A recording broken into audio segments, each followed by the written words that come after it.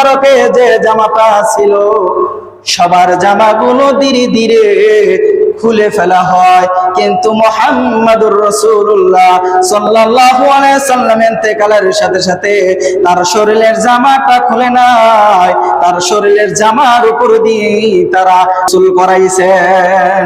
সুবহানাল্লাহ।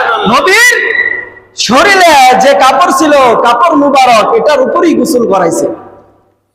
এরপরে যখন নবীকে যখন কাফনের কাপড় রেডি করবে, চাদর উপরে দিয়ে নবীর শরীর থেকে ওই কাপড়টা খুলে রাখা হয়ে গেছে। যে নবীকে কাপড় খুলে দেওয়া হয়, তাহলে বান্দা চিন্তা করে দেখো তোমার আমার কপালে কি কাপড় আছে? আছে? যে নবীর গালাই নাই সে আপনার বেলায় কি? এই কাপড়ের মালিকটাও তো আপনার না,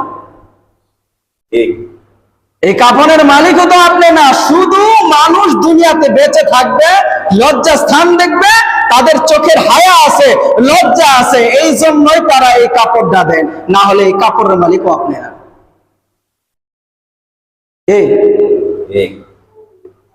এই কাপনের মালিকও কি না আপনি না? তাহলে কোটি টাকার মালিক হয়েছেন, কি বাহাদুর হয়ে গেছেন, কি বাহাদুর হয়ে গেছেন আপনি, কোটি টাকার মালিক। চলতেছেন দিব্যি দিব্যি ভাই, চলতেছেন।